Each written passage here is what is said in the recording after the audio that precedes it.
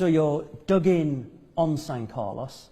Of course, San Carlos water known as Bomb Alley then and now, and the Argentines were coming in and attacking the ships in San Carlos water in Bomb Alley. Len, did you see that? Did you see what was happening there? Yeah, I was. My position was dug up on top of Windy Gap, and digging in, you could actually see the Argentine aircraft, and they were level with us coming down the valley. And the first time they come down, everybody opened fire on them from 2 para the other side. And in the end, they had to check fire on us because the problem being rounds were landing on each of us. We couldn't hit an aircraft at that speed, but we all wanted to have a go at it. But you was watching go, and surreal as it is, at one stage 2 aircraft came down and watched them, and the pilots were, "All right, boys," and they were actually waving to us as they would come down Bomb Alley, down to have a go at the ships. Your memories of that time? Well, I had a grandstand view, so I was looking basically at all the ships, and these pilots, brave pilots, coming in at 0 feet, dropping their bombs, and watching them, some of them just getting blown to pieces because they got the rapiers going. At first I thought they were firing some form of airburst, and what it was the jet disintegrating when one of these missiles hit them. So and are you being attacked at this point, Mick? Is there any mortars coming in or we weren't, our position, I was actually in the lens section, our position wasn't on direct fire. It was just that the aircraft were ignoring us, of course, and going straight for the ships. So obviously for the supply line, and they maybe even thought some of our soldiers were still on those ships. And they were just sometimes below us, as Len said, sometimes level with us. Okay, and they just kept coming past. It was the air raid warning red. And I also remember at the time, it was air raid warning red for so many times that people even started to go, "Oh, not again."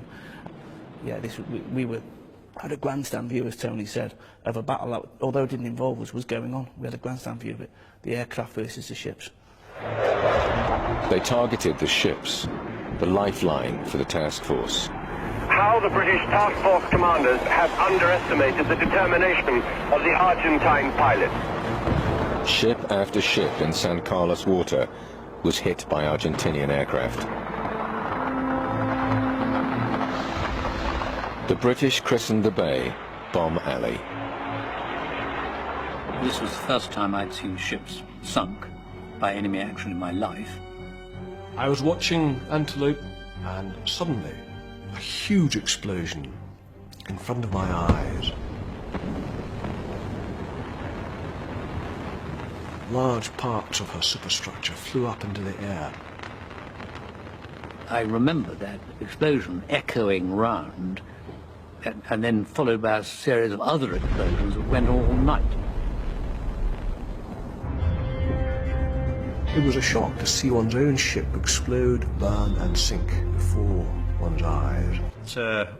What came home to me probably midway through the conflict was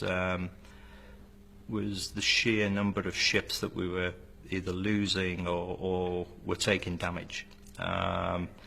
And collectively, I think we all thought and discussed really when would it be HMS Plymouth's time, because there were not many ships that were going unscathed at a particular point.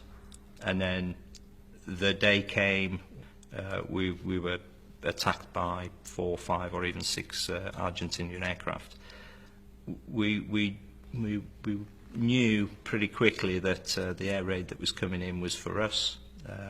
We'd all hit the deck. I remember myself on the deck of the ship. You could feel the shudders rippling through the ship, the bombs hitting, the rockets flying through the superstructure, and of course the cannon fire that was hitting the ship all down one particular side. Because of course we had 2 unexploded 1,000-pound bombs sitting on the back end that needed to be made safe. That really was a time to reflect, because of course it was still a danger to the ship, could have blew up at any time.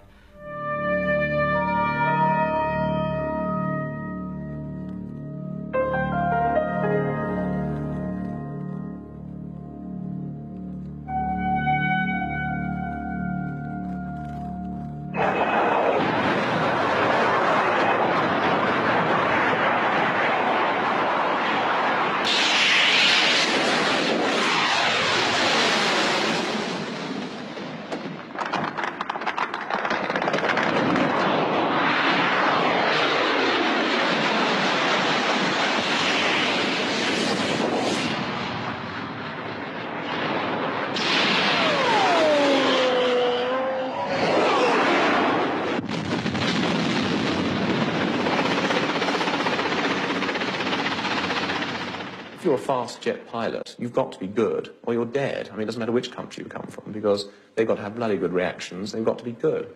And the Argentinians, if you imagine, well, are they sort of racing drivers, polo players? I mean, what better sort of chap to have sitting in a fighter? They knew what they were doing. They knew how to attack the ship. So they all lined up, one after the other, and came up the stern. At that time, the captain ordered full speed. We tried to manoeuvre